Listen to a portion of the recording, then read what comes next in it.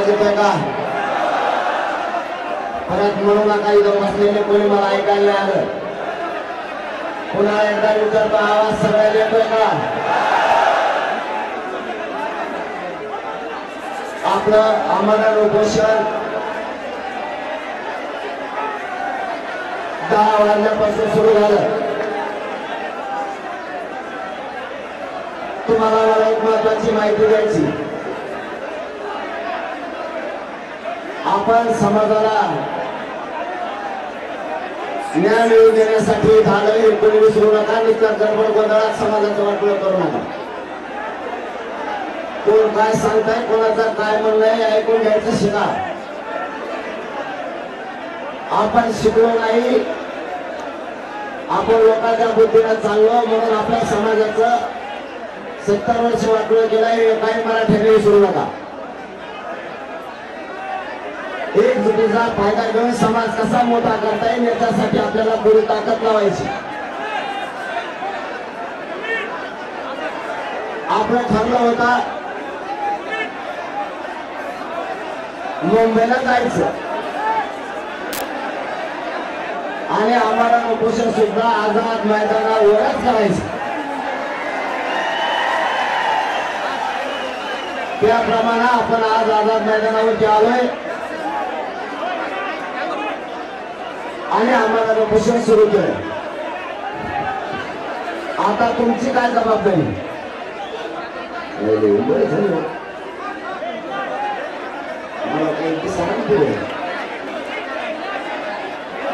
आता तुमची काय जबाबदारी समजून घ्या. सरकार आपल्याला सहकार्य करणार नव्हतं म्हणून मराठा समाज म्हणला होता, हे बरं आहे वरची बाई बघा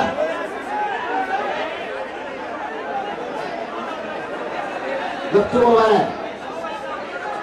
सरकार आपला ऐकत नव्हतं, आपल्याला सहकार्य करत नव्हतं म्हणून करोडो मराठ्यांनी घराघरातून ठरवलं होतं मुंबईला जायचं आणि मुंबईत जाम करायची. आता एक गोष्ट लक्षात ठेवा, सरकार सहकार्य करणार नव्हतं म्हणून मराठे मुंबईला येणार होते आणि जाम पण करणार होते आणि केली पण. आता आपल्याला सरकारनं सहकार्य केलंय. मी काय बोलतोय लक्षात ठेवा, सरकारने सहकार्य केलंय, परवानगी दिली, त्याबद्दल आपण काल परवा सरकारचं कौतुक मोठ्या मनाने केलं. पण आता सरकारने सहकार्य केलं म्हणजे नंतर आता तुम्हाला पण सहकार्य करायचं. पोलीस बांधव आणि सरकार जिथं पार्किंगची व्यवस्था करत त्या ठिकाणी सगळ्यांनी स्वतःहून गाड्या नेऊन लावायच्या. मला उपोषणाला बसायचंय, त्यामुळं तुमच्यावर मुंबईकर नाराज झालाय किंवा पोलीस बांधव नाराज झाला असा एकही शब्द माझ्या कानापर्यंत ऐकायला नाही आला पाहिजे. ही जबाबदारी तुमच्यावर घेतली का जबाबदारी? परत एक सांगतो, पुढे जाळपोळ दगडफेक करायची नाही. जबाबदारी सगळ्यांनी घेतली का? याच्या पुढचा तिसरा मुद्दा सांगतो. कुणी राजकारणी पक्षाचा कोणी पदाधिकारी असेल, नीट आहे का? तो खोट्या बातम्यापाशी येईल. मुंबईत जायचं, आपल्याला मुंबईत जामच करायची, ग्राउंडवर गाड्या नाही लावायच्या, हवेवरच गाड्या लावायच्या असं सांगल आणि त्याचा राजकीय उद्देश सार्थक करून घेईल. कोणाचाही ऐकायचं नाही. जाम कवा करायची होती, आपल्याला सरकार सहकार्य करीत नव्हतं त्यावेळेस. आता सहकार्य केलं म्हणल्यावर आपली जबाबदारी आहे सरकारला आणि पोलिसाला सहकार्य करेल. पुन्हा एकदा सांगतो, सहकार्य नाही केलं सरकारनं, आपल्याला पुन्हा परवानगी वाढून नाही दिली, पुन्हा तुम्हाला येता येते. मला वाटतं सोमवारी मंगळवारी महाराष्ट्राचे सरकारनं सहकार्य नाही केल्यावर पुन्हा मराठी करोडोच्या संख्येनं मुंबईकडे येणार आहेत आपल्या टप्प्यानुसार. त्यामुळे तुमची आजची जबाबदारी एक लक्षात ठेवा, आरक्षणाची जबाबदारी माझ्यावर. शांततेत राहून सरकारला आणि पोलिसाला सहकार्य करण्याची जबाबदारी तुमची. आता तुम्ही सगळ्यांनी एक काम केलंय, इकडे येताना तुम्ही गाड्या रोडवर सोडल्या, तुम्ही इकडे आला, इथल्या प्रत्येक माणसाला आपण आपल्या ड्रायव्हरला फोन करायचा आणि त्याला फोन करून सांगायचं आत्ताच्या आत्ता गाडी काढायची, पोलीस बांधव सांगतील त्या ग्राउंडवर नेऊन लावायची, म्हणजे कितीही लांब असू दे. एकही गाडी रोडवर आता काम आलं, स्वतः तुम्ही स्वयंसेवक म्हणून काम करायचं. तुम्ही जी मुंबई जाम केली ना मराठ्यानो, 2 घंट्यात पुन्हा मोकळी मुंबई झाली पाहिजे, जबाबदारी तुमची. आता मला बोलता येणार नाहीये उपोषणाला बसल्यावर, म्हणून मला एकही बातमी कानावर आली नाही पाहिजे किंवा पोलीस बांधव येऊन नाराज नाही झाला पाहिजे की या ठिकाणी गाडी लावली, या ठिकाणी ट्रॅफिक जाम झाली. आपण आझाद मैदानाला येणार होतो, आपण आलो. बऱ्याच जणांना वाटलं होतं पाय ठेवून द्यायचं नाही, मराठे माड्या घालून बसले.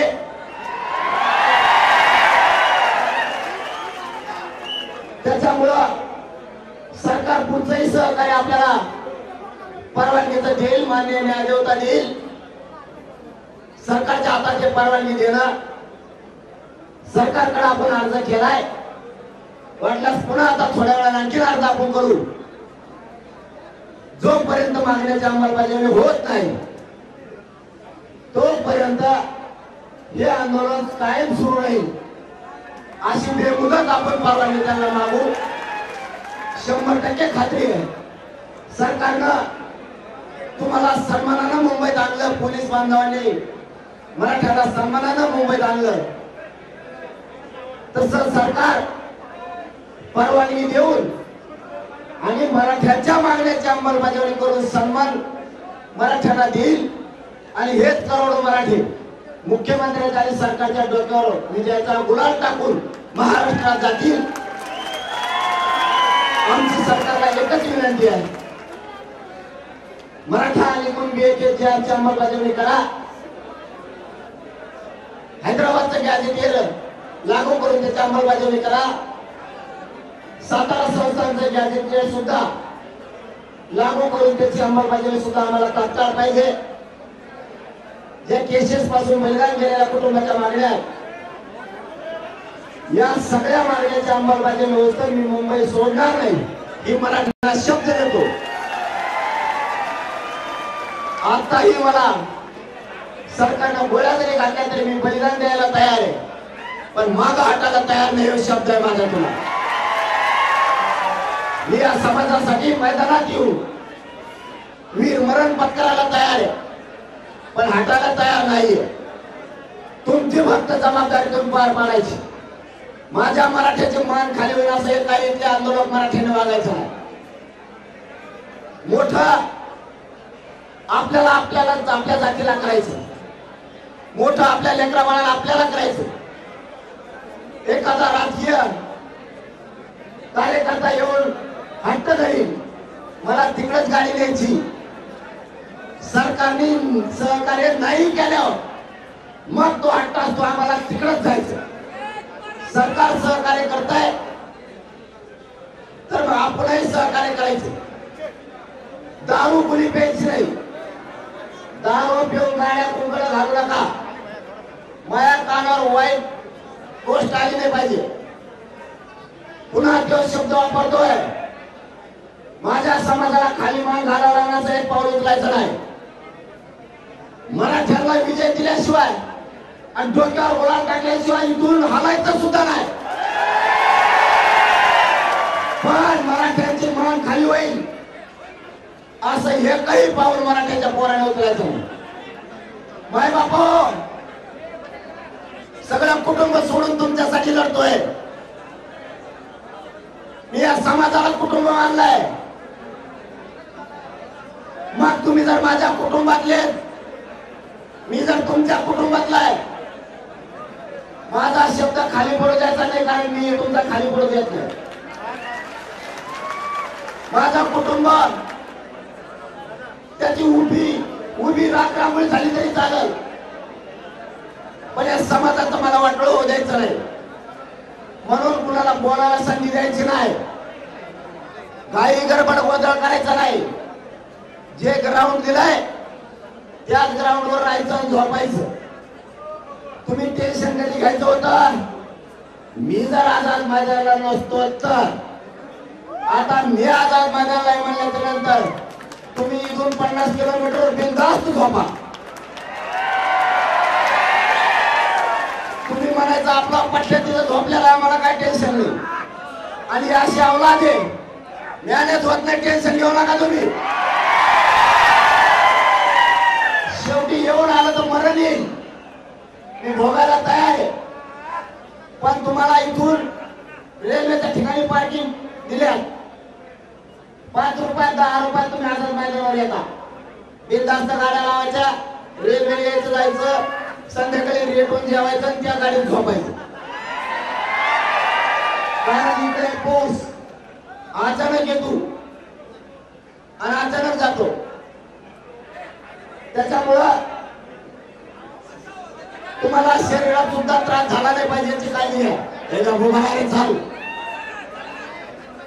काही झालं, माझ्या समाजाला किंमत द्या. पुन्हा एकदा सांगतो, समाजाने खूप विश्वासाने आपल्याला 500 किलोमीटर पाठवलंय. समाज मिनिटाला आपली खबर घेतोय. समाजाला आशा आहे, लढायला गेलेले पोरं आमच्या लेकराला विजय घेऊन येतील. म्हणून तुमच्या डोक्यात फक्त विजय ठेवा, गोंधळ गडबड नाही, गाड्या हवेवर लावायच्या नाही, पार्किंग मध्ये ठेवायच्या. पार्किंगच्या ठिकाणी सुद्धा त्या अधिकृत पार्किंग आहे, बरोबर का? पुढे आपले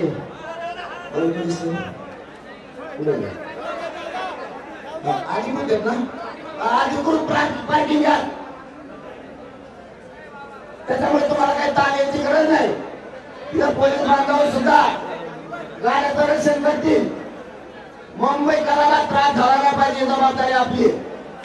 महाराष्ट्रातून येणाऱ्या बांधवांनी रेल्वेला जरी आले 5 मिनिटाच्या अंतरावर आझाद मैदान, आणि तुम्ही जरी तुमची पार्किंग इथं जवळ पुढे असेल 5-5 किलोमीटरवर, 10-20 किलोमीटरवर नाही झालं तर 30 किलोमीटर बस का, 20 2 किलोमीटर फक्त. अरे बाबा साहेब, आणि लांब जाऊ दे. बरं वाशी अरे वाशी झोपा काही जण सकाळी आहो जमान ना, काही जण वाशी झोपा सकाळी मी रेल्वे खाल्लं.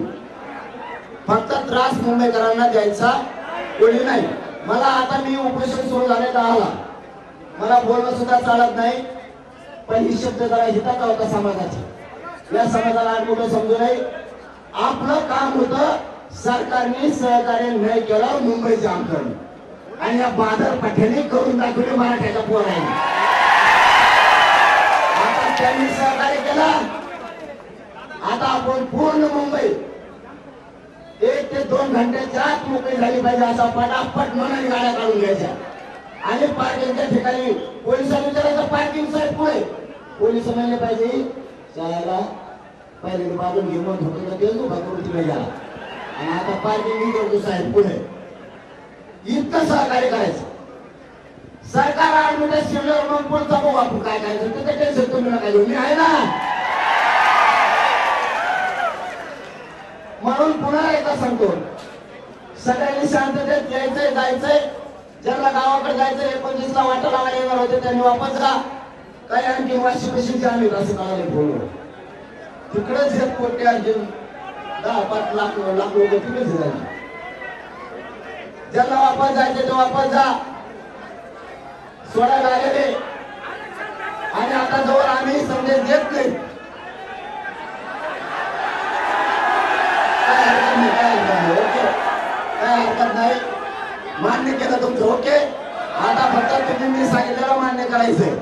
मी सांगा शब्दाच्या पुढे जायचं नाही, समाजात वाटलं होईल. गाड्या फक्त त्यांचा प्रॉब्लेम गाड्या आहे, बिनधास्त ग्राउंडवर लावून द्यायचं आणि खुशाल पसरायचं तिकडे. चलो आता मी उपोषणाला बसतो. सरकारला एक शेवटची विनंती करतो. मायबाप सरकार आणि मुख्यमंत्री साहेब आमची आतापर्यंत सहकार्य केलं तसं आमच्या मरण उपोषणाची बेमुदत कायमस्वरूपी आम्हाला करून द्या. एक आम्ही तुम्हाला सहकार्य करायला तयार नसता मंगळवारपासून आणखी करोडो मराठी इकडे येणार. दोन आमच्या सगळ्या मागण्यांची अंमलबजावणी करा ही तुम्हाला विनंती आहे. इथं करोडो लोक घेऊन आलो म्हणजे माझाच बोलत नाहीये. मुख्यमंत्री साहेब आणखी तुमच्या हातातून संधी गेलेली नाही. मराठ्यांचं मन जिंकायला तुम्हाला संधी आहे. मराठ्याच्या नाराजीची लाट तुमच्या अंगावर घेऊ नका. मला आणि माझ्या समाजाला फक्त आरक्षण पाहिजे आणि ते जर तुम्ही त्याच्यात राजकारण करणार असाल तर तुम्ही गोळ्या घातल्या तरी मला जाणगे की झाटत नाही. मी या ठिकाणी उपोषण करून गेलो किंवा तुम्ही मला जेलला येऊन जरी टाकलं, मी जेलमध्ये सडाल, जेलमध्ये आम्हाला उपोषण करीन, पण मराठ्याच्या डोक्यावर गोळा टाकल्याशिवाय आता हटणार नाही. म्हणून सगळ्या मागणीची अंमलबजावणी करावी.